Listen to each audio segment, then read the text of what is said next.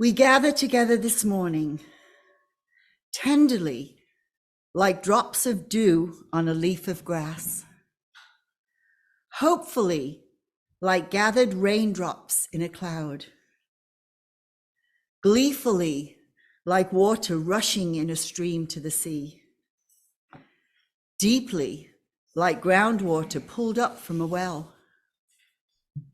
We gather from every direction for a time of growth and depth, a time of companionship and hope, a time of learning to love this world. We gather like the water that joins us across all of creation, the water that connects us within and without, merging and flowing across the entire world. Words by Molly Hoosh Gordon. Judy will light the chalice here in the sanctuary. Those of you at home are invited to light your own chalice now.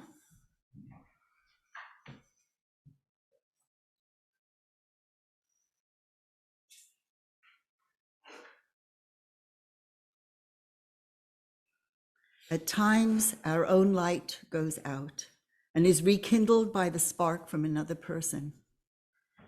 Each of us has cause to think with deep gratitude of those who have lit the flame within us and the community. Before we sing the first hymn, let me remind our remote participants to leave yourselves muted. However, we want you and whoever is with you to sing as loud and joyfully as you can. Make it a joyful experience. Please stand in body or spirit and sing the opening hymn, Earth is Our Homeland, number 309.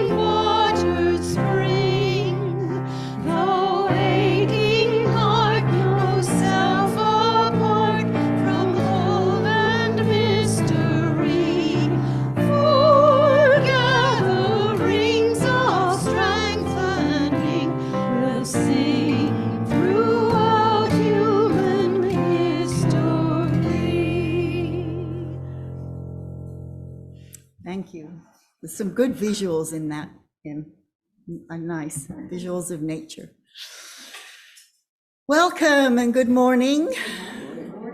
Welcome to the Unitarian Universalist community of Cambria. We are glad you have joined us today. Our UUCC sanctuary sits on land that the Salinan and Chumash indigenous peoples historically habitated.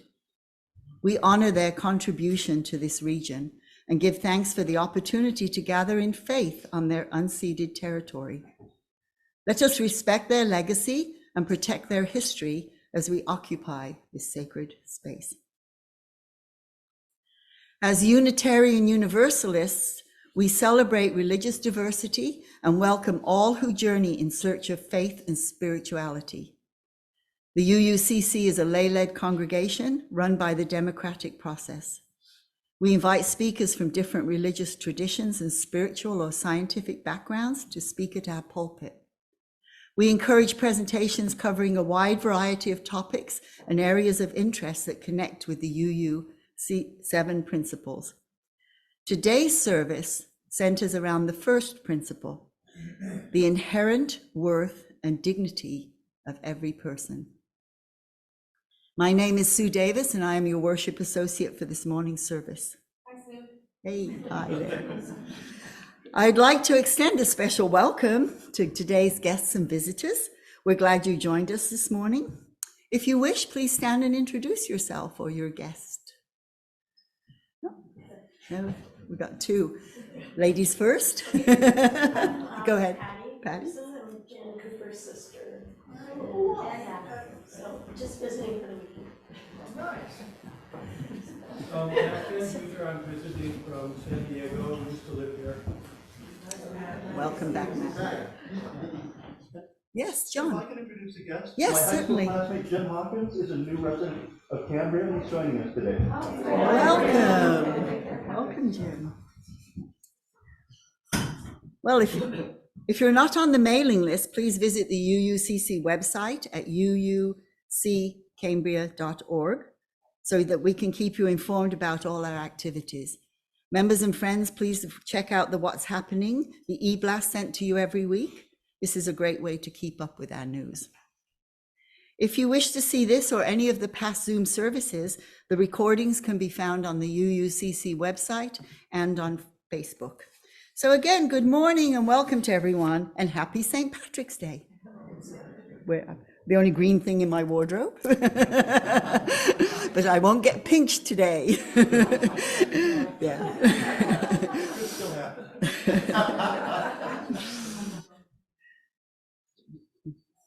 The affirmation is both a recognition of the nature of this community, as well as a promise to which we aspire. Let us now recite the UUCC affirmation.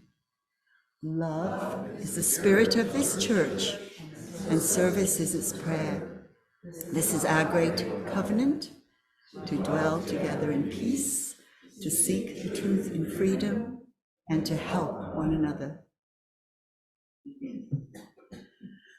We set aside this time for any special announcements that would be of interest to our UU community, members and friends.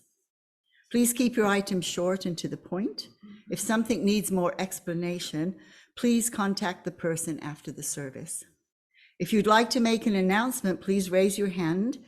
When Randy or I call your name, please step up to the podium and unmute yourself, then speak. We have any here? Let's do Dolores first and then Janet.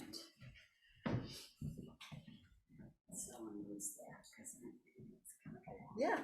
Oh, I can help you with it. I got it yourself. We need to see your beautiful face. That's right. So this is a long one, a little bit of a long one. So this is about our new Article 2 that's coming up. And I want to read just a little bit from the Church of the Larger Fellowship, for those of you who are familiar with that, online church, okay? So they said, during the 2023 UUA General Assembly, delegates voted to move forward with the proposed language. There will be a vote during the 24 General Assembly on whether or not to adopt these official articulation of our shared faith. One of the defining characteristics of our Unitarian Universalist faith is our living tradition. We do not etch our faith in stone precisely because we hold sacred that it must change. It must adapt to new challenges. It must meet new understandings, and it must evolve based on new experiences and connections. As beloved as the principles of Unitarian Universalism have become in almost 40 years since they were adopted, working with these new values is an important way to lean into the promise of our living tradition. I invite you to consider the values through the particular lens of how they may shape our shared faith. If the new Article 2 is adopted as our official faith language, that is the next phase of work ahead of us, to continue to co-create this faith with these values in mind, shaping and expanding their meaning by how we live them together. So my question to you is, a straw poll, how many of you would attend like 3 meetings here after church so we could discuss, the values, the new values coming in that are written on the sheet that are back there and in the front? Make sure you have one. I keep forcing this on you. Okay, you would? 1, 2, oh, you would, okay, great. So better here than in Zoom? Yeah? Oh, yeah. Okay, well, that answered that one. Thank you very much. Okay, I appreciate it. I will do that. It's always, okay, yeah, good, great. Janet doesn't need it, I don't think. Janet's next. Or maybe you do. No, I'm better off that. Okay, Thank you yeah, for volunteering, by the way. It's always good to see volunteers stick up their hands. Yeah, thank you. yeah, We get to absolutely. walk down the- I've got a short one. Next Sunday is our final 4th Sunday collection for the food bank. So just keep it in mind, I won't be here. We're going to be off on the trail somewhere. May or may not come, we'll come back. Anyway, okay, just remember, next Sunday, 4th Sunday food bank.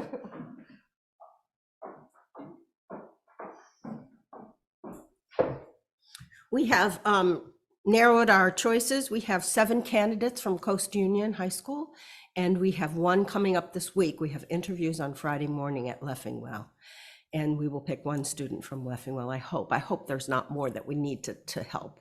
But we need to raise some money because we don't have enough in our budget to pay for those 7, 8 students. We need to raise $2,000, and we have 550 now, I think. But yes, please, please, please think generously, and this is the future of our town, of our country, of our world. Please help these deserving young people.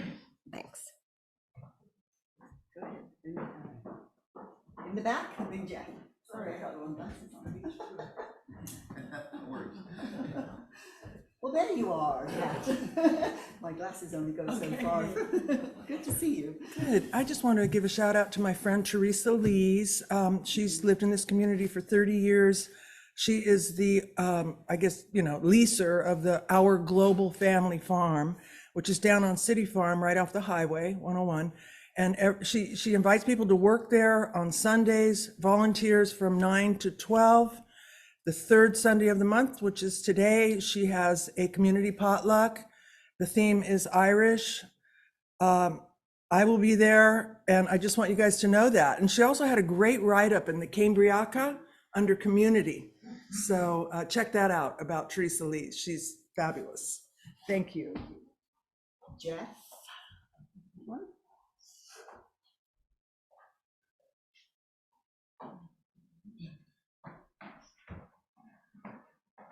Thank you. I think it was very appropriate that you actually had Kat come up here first, because she was one of the people that I gave this pledge to, and I was going to mention today that I am asking for forgiveness because I had made a pledge to write a document or draft a document for the church here in particular, because I wanted to address the conflict in Gaza and have a statement that could be drafted for our church particularly, not just the UUA Assembly, which has already made a draft in that to that effect, but a draft for this church as well. So the forgiveness is that I have not And since I really wanted expediency on the group and asked the group for expediency in this, I myself am not expedient, so forgive me. And I'll speak more on that later. But other than that, I wanted to say thank you for giving me the opportunity to write that draft. I will continue to do so, and I wanted forgiveness for my lack of expediency. Thank you. And then that draft will probably go through the Social and Environmental Justice Committee. So that's the right pathway for any action like that. Thank you. Thank you very much. Yes. Any more Any more announcements in the sanctuary? Nope. Any in Zoom land, Randy? Yes. Andy, please unmute yourself and announce. Hello, everyone. Good morning. Just a reminder, the men's group meets tomorrow at 10 a.m. here at the sanctuary, and hopefully on Zoom. I'll send out a reminder. Thank you. Okay, back to you, Sue. Dolores is waving her hand. Do you have another There's a announcement? board meeting tomorrow at 3 o'clock. Board meeting tomorrow at 3. The next week, Reverend Ken Reed Brown from Hingham, Massachusetts, will present Love is What It's All About. Sharing together some of our personal and significant joys and concerns brings us closer as a faith community. We invite you to share the milestones that are deeply felt as part of your personal life, express a gratitude, or perhaps offer an acknowledgement. But please be mindful and considerate of all of those who have come to worship with us this morning. The collective flames of these candles embody all the joys and concerns which may have gone unspoken today, but are also deeply felt in this community. The first reading is an excerpt from Disruptive Realism, Paintings for a Distracted World by John Seed. Few among us are strong enough to resist the tantalizing flow of images and information that is prying us away from what previous generations called reality. Nature, other people, and great paintings in museums still interest us, but smartphones are giving them some serious competition. We are the most distracted society in the history of the world. Television, which so many media age Savonarolas warned us would be the end of culture, was just a warm-up for this whatever you want on demand tsunami of personalized content.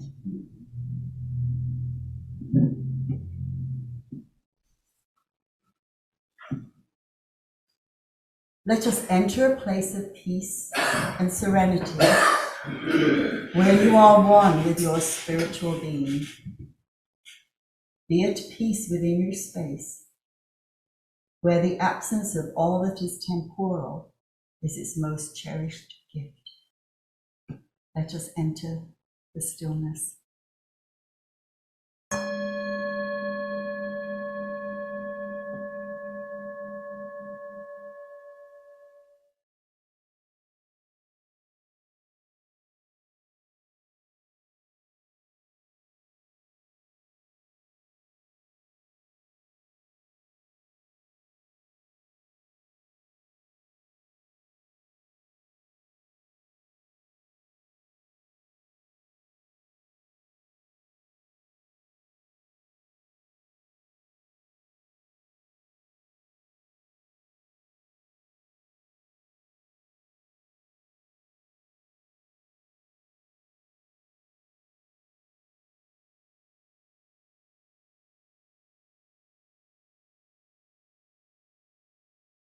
Empathy we need to strengthen relationships.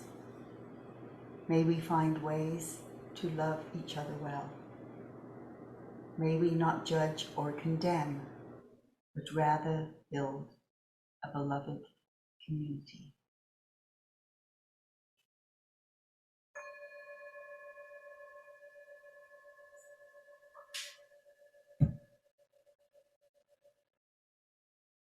The second reading is an excerpt from a Facebook post by the Dalai Lama, July 11, 2013. To be contented human beings, we need trust and friendship, which tends to develop much better once we realize that all beings have the same right to happiness, just as we do. Taking others' interests into account not only helps them, it also helps us. Warm-heartedness and concern for others are a part of human nature and are at the core of positive human values.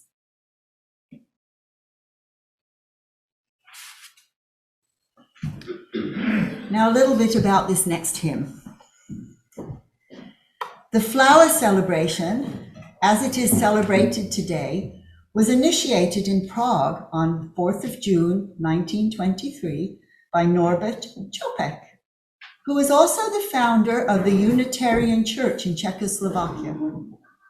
He saw the need to unite the diverse congregants of his church from varying Protestant, Catholic, and Jewish backgrounds, without alienating those who had left these traditions. For this reason, he turned to the beauty of nature and had a communion of flowers instead of the Eucharist. Though Unitarian Universalists often refer to this ritual as the flower ceremony, festival, or communion, Čopek's term, Oslava Kvetin, is more accurately translated as flower celebration, a term which continues to be preferred by Czech Unitarians today. The next hymn was written by Norbert Čopek in honor of Oslava Kvetin, or flower celebration. Please stand in body or spirit and sing Color and Fragrance, number 78.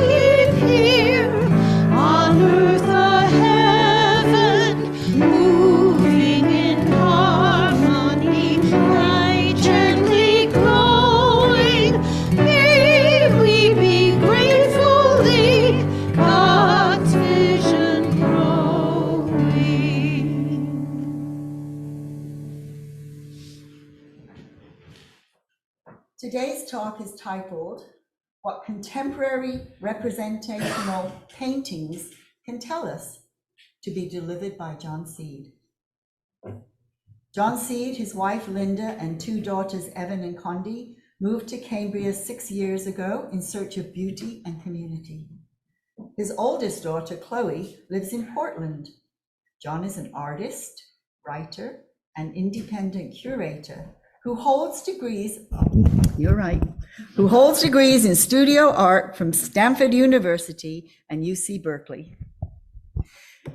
Yep, his most recent book, More Disruption, Representational Art in Flux, presents the works of 43 artists whose works tell the story of their experience in a world of disruption. John recently stepped down after serving 3 years at the board president of Greenspace, which is one of our Fourth Sunday recipients. And he's looking forward to becoming a grandfather in April. Please welcome John.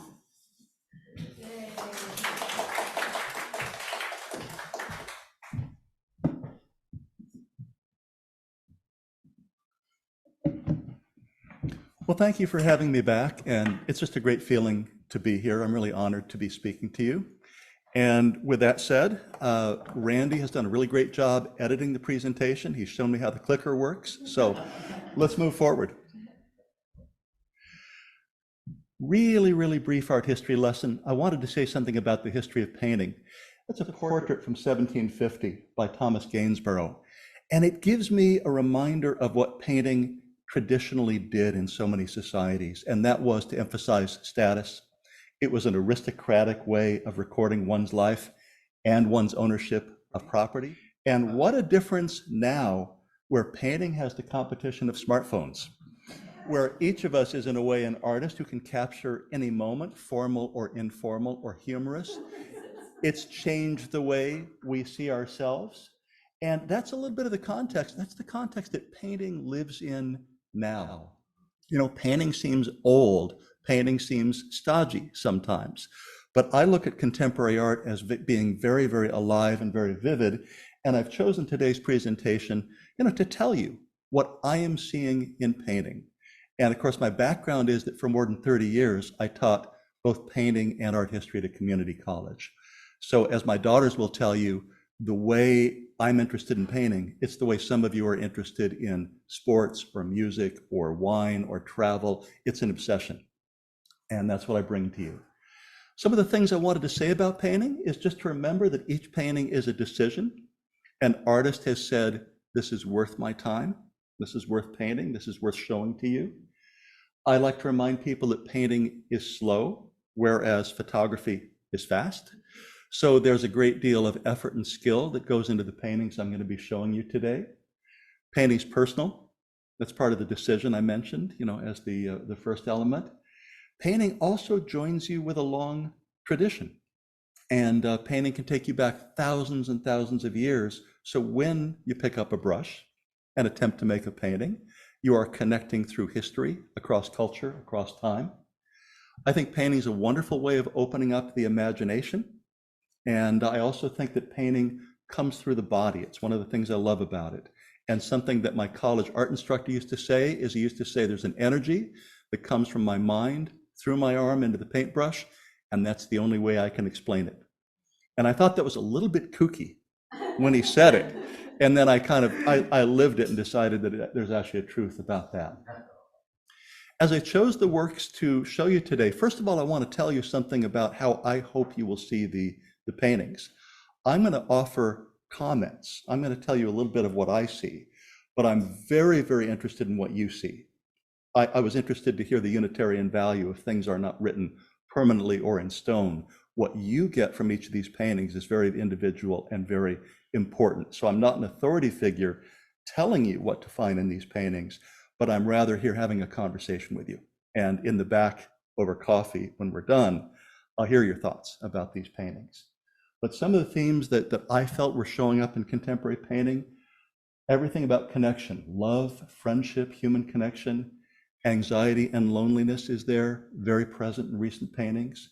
You're going to see the importance of social issues and social contexts in contemporary painting. The environment is there, violence is there, and then, very importantly, a great number of the paintings, I think, are primarily about being seen. An artist is showing you themselves or people they care about and letting you know this is worth your consideration and worth taking in. So that said, let's bring up some of these paintings. Bo Bartlett is a Georgia-based realist painter who, interestingly enough, first thought he was going to be a minister and then became a painter. And the quality that I admire about his paintings is the openness of the narrative.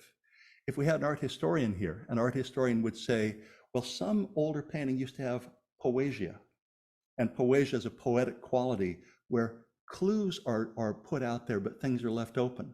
So in Bo's painting, you notice that a group of people are behind an orange cone and caution tape, and they look towards us, which must mean we're the disaster. Or, something bad has happened. Is it a car crash? Is it a robbery? What's going on that they're being taped off from? And the tape is a dividing line between a young officer who must have a great deal of responsibility and the people who gaze toward whatever we don't see. And behind them is a telephone pole, which, what? Is it a telephone pole or a Christian cross? There's a play with religious symbols. And I think when I talk to you over coffee, when we can break down some of these paintings more, there's so much to explore. The painting gets deeper and deeper the longer you look. And are there questions about race? And are there questions about our role in society and who is protecting who? I think there are. And one more Bo Bartlett painting, a painting of kind of a heartland American couple. And the young man holds a gun. He's been deer hunting. And you can see there's a boy in front with a stick who maybe is emulating what might be his father or his older brother, but we don't know. It's not important to know. But again, we're taken into a dialogue with these characters, and Bo asks us to really, really see them and maybe judge them, maybe not judge them, but think about who they are and think about what they represent in history and culture and what's our relationship to them. And again, it gets deeper and deeper and richer the more you consider who they are. Alla Bartoshak is a Ukrainian American, and her recent paintings have dealt with a kind of duality that she feels. She feels the relative safety and security of living in California, but she's intensely aware of the conflict in the Ukraine, where she has friends and family members, and where the news about that conflict has a tremendous impact on her every day. And by layering her images, by showing herself, but in double depiction, where one figure seems to be in one space and the other looks toward a world that is only partly available, or in another painting where there's a self-portrait of Alla dreaming about the reality as she tries to dream it, experience it, and take it in, with figures hovering at the bottom that we can't quite identify. She takes us into a dream space. She's an imaginative painter, and her imaginative fantasies and concerns and ruminations take us into a different space and personalize it. Sandow Birk has painted Our Worst Nightmare for something that has happened. He's painted a school shooting. This is a history painting he did about the painting at Stoneman Douglas High School. And I haven't put titles up on these paintings, but I do want to give you the title of this painting. The title is The Triumph of Hate. And you'll see death, on a skeleton horse, as if we're looking through a medieval painting in this contemporary painting. And there's an interesting decision here, because you absolutely can scan this the way you might scan a news photo and see the paramedics and the victims and the scared students being led away in lines. You can see all the things that the news would show you, but by putting in the figure of hate, he's telling you something.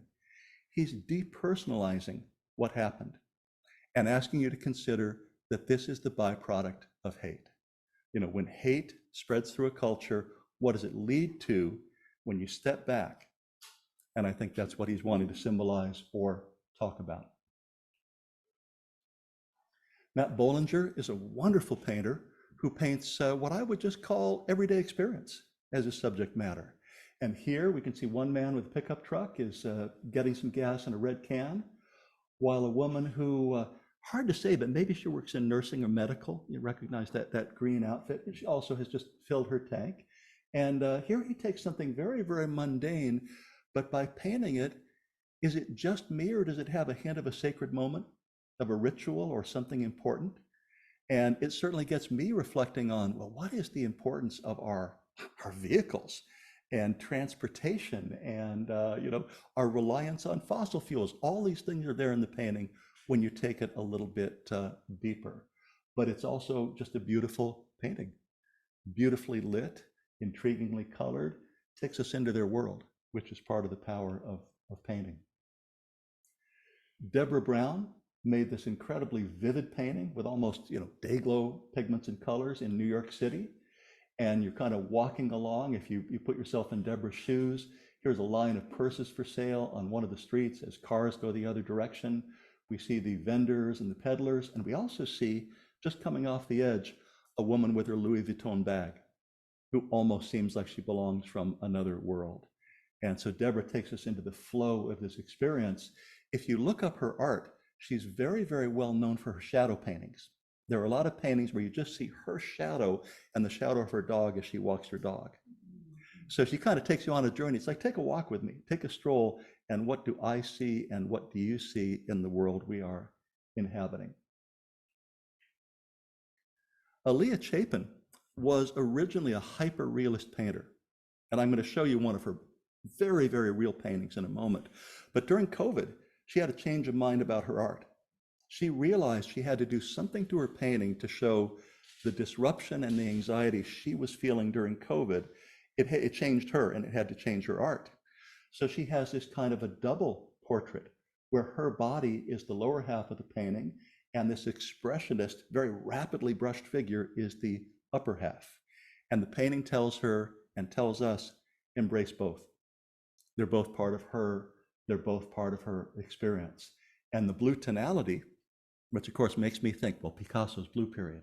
That's the melancholy or the regal color, gives it an emotional tone. That's one of Aaliyah's earlier paintings, and you might be interested to know that the people who posed for these paintings were all of her mother's friends. And it's a painting about, and again, you tell me over coffee, but to me, connection, vulnerability, frivolity, aging, the figure in nature. That's what you can tell I did that for a living, right? 5 themes in 30 seconds there. But, again, this is what I keep finding when I look at paintings, and it's a thing I want to share with you, is I think a way to maybe judge a painting, if you want to be an amateur art critic, is how much is there when you keep looking? And how much richer does it get over time when you talk about it with your friends or just talk about it with yourself? This painting gets richer and richer in the way it evokes vulnerability and even childhood for the figures involved. I found a lot of satirical and biting paintings that I could show you, and just chose a few. I think you get the message of Karl Dobsky's painting of people at a party in Los Angeles. You might as well call it Rome Burns, or Los Angeles Burns. So there is, the luxury and the flirtation and the wealth and all of these things as danger, seemingly in the form of a wildfire, consumes the edges of the area around them. But I don't know if this painting has a message other than to say you can have a really great time while things are falling apart. But there's certainly warnings, and I think there's a little bit of a minister in Karl Dobsky, just like there is in Bo Bartlett. It's a moralistic painting that puts together uncomfortable realities and lets you untangle them. Michelle Dahl is a painter whose subject matter is her own family and sometimes her own friends. And anything you could want in the field of tenderness, the meaning of being together, the meaning of family, the wonder of just time that's spent just enjoying each other, parent and child, it's all there in Michelle's work. And she's another artist. Any of the artists I mentioned today, you'll find them on the internet. You can use Google and learn more about them. And you will find that this incredible tenderness animates all of Michelle's pictures through her whole career. It's the heart of her painting, literally. Zoe Frank is a painter that I discovered in writing the book Disrupted Realism. And Disrupted Realism, which, by the way, it's on the back counter here, and it's also in the Cambria Library. Not because they bought it, but because I made them take a copy. But Zoe Frank is an artist who wanted to show a rich kind of narrative subject matter, but she didn't want to do it in a traditional way. And that's why I call her painting disrupted, or some of you might even call it a little bit cubist. It is a wedding and a wedding reception, and there is joy and dancing and revelry and decoration, but it's a little bit mixed up. Yeah, you have to make your way through it. And I think one of the things these paintings tell us is that in our very fast-moving, distracted world filled with technology, we have to cover a lot of material in our lives every day. And I know here I am talking about the power of deep looking and looking at painting carefully. You come by my house, you'll find me with my smartphone scrolling, just like all of us are scrolling with our smartphone.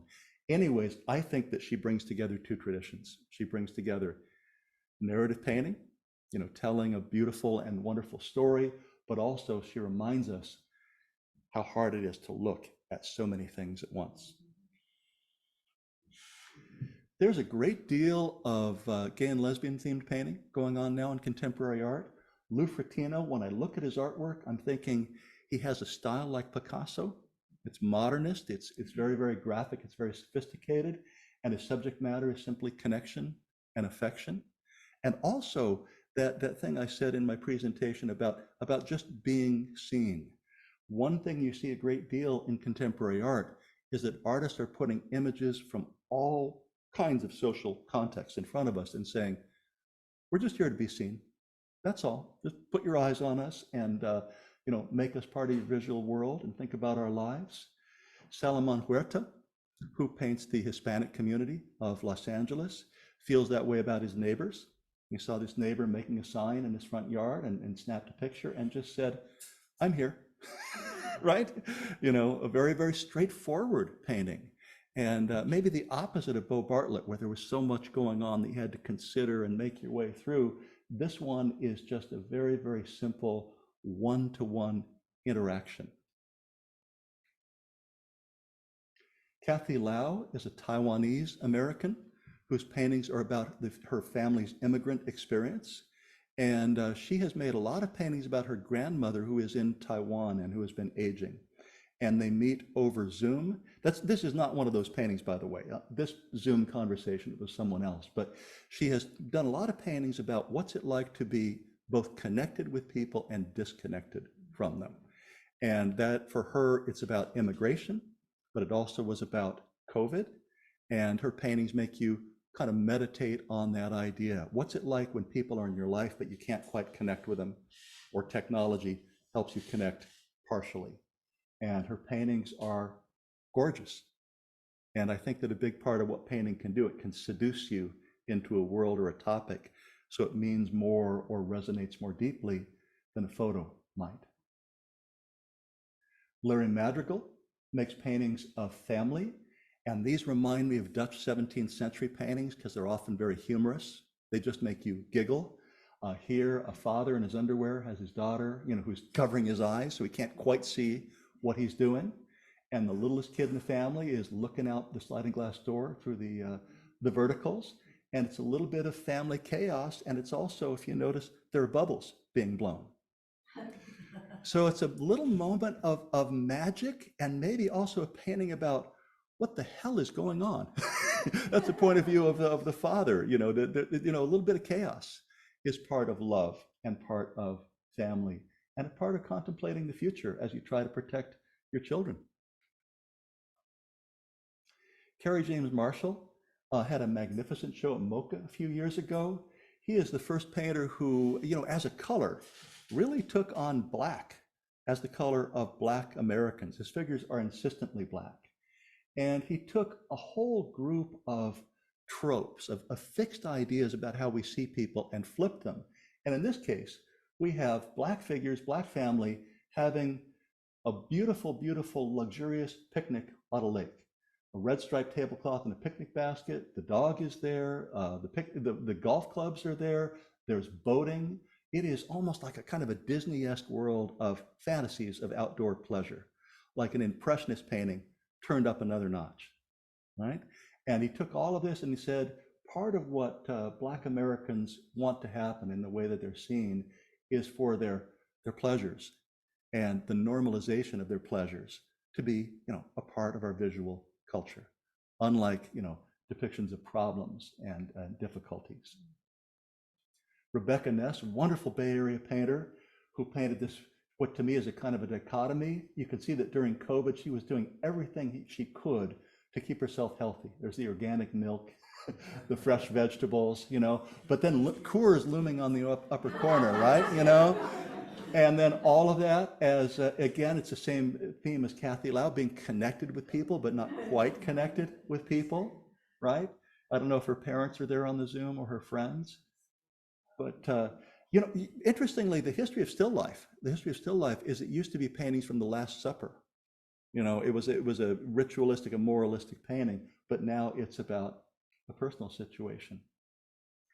Justin Liam O'Brien, another gay artist, paints this picture of a bar, and I think the title of the painting is Somebody Asked Me Out. So again, it's a painting about loneliness and connection or lack of connection, and it has a nice kind of a polarity in the fact that it's at one level a rhythmic, joyful, colorful, kind of brilliant painting, but the heart of the matter is a sense of being dislocated and lonely. So it has themes that work against each other. And being seen is there. Lee Price, fabulous photorealist painter who often paints herself in the bathtub, and in this case painted herself surrounded by, my gosh, it looks like she's been in Cambria with Lynn's Pies almost, right? But indulgences. So it's a painting's about pleasure, but at the same time, maybe a picture about being sated with pleasure, and also a painting about loneliness. Because what are the foods there? What are they compensating for? What do they make up for? And what's going on in her mind as she lies, in the middle of all of these. Alexis Rockman has devoted his paintings to the environment, and particularly to paintings, whole suites of animals. He's done, Abaddon style paintings of animals, but updated them for ecological concerns. And here he did something that used to happen in medieval paintings.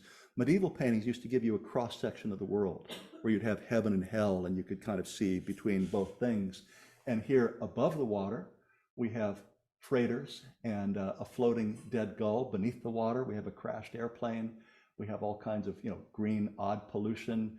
We have jellies, circling around the edge as cormorants dive. It's a weird, disturbing painting.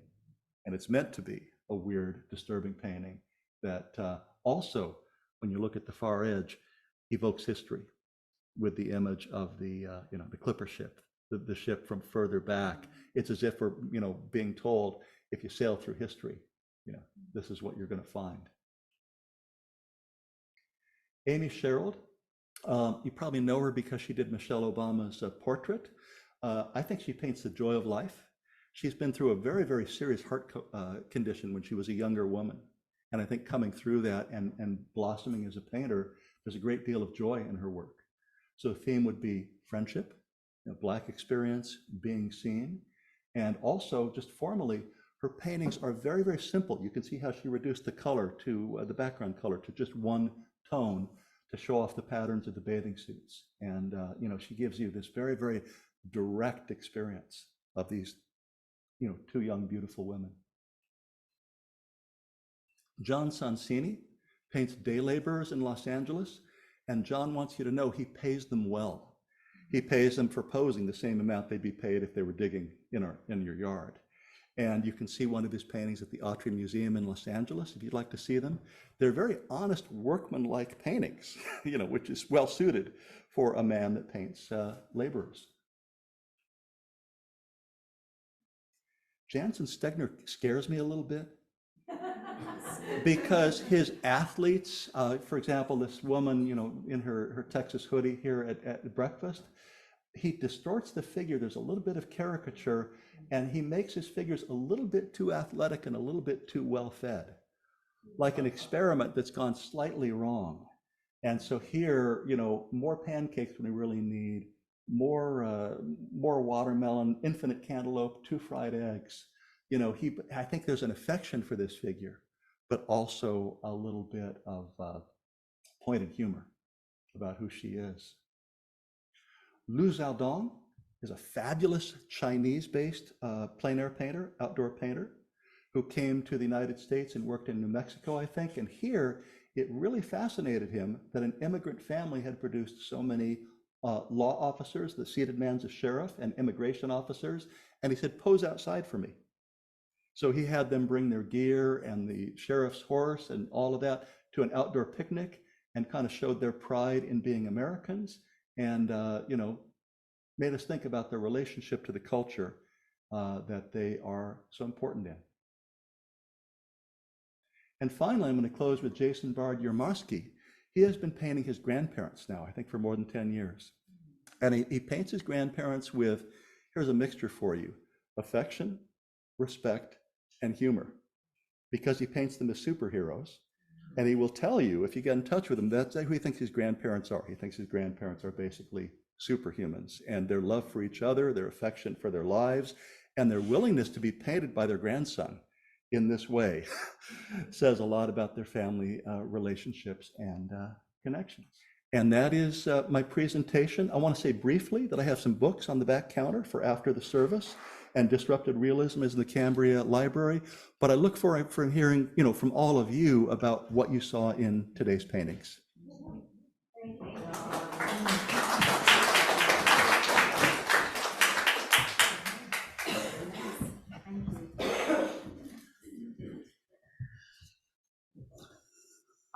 Thank you. That was wonderful. And you're going to make one of those superhero grandfathers. I know the feeling of being grandparents. I'm going to. No, that's not happening. All right. Thanks. The morning offering will now be given and received. Please remember, we are a self-sustaining congregation and provide all financial resources for our many ministries. We recognize the spiritual value of generosity and invite you to participate. If you're viewing this service remotely, please use one of the methods shown on your screen. Thank you.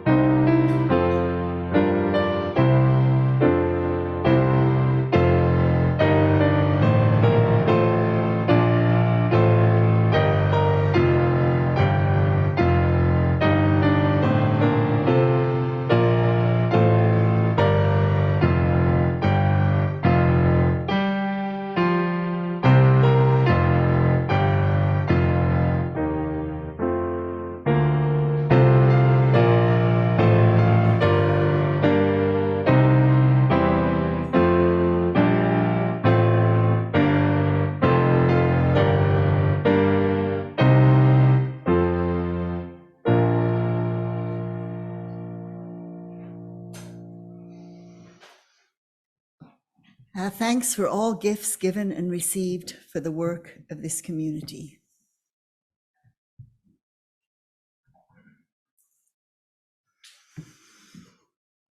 Please stand in body or spirit and sing the closing hymn, O Light of Life, number 117.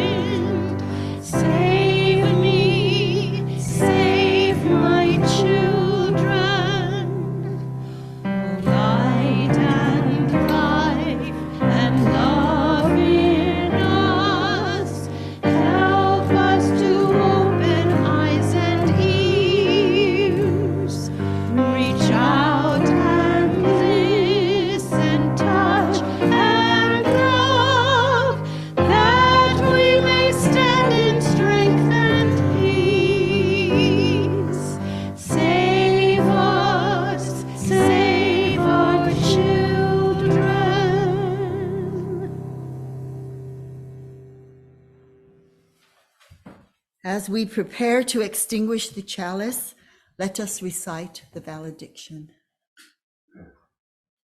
We have basked in the warmth and beauty of this flame and this community. As the chalice flame is extinguished, we shall carry its glow onward. Let us kindle new sparks within these walls and beyond. Please extinguish your chalice at home now.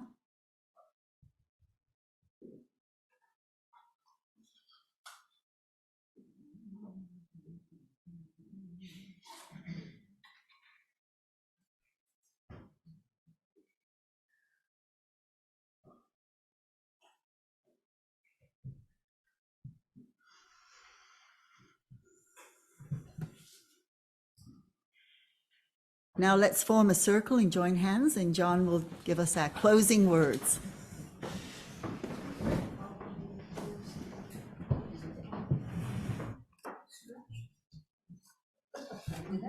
I got it.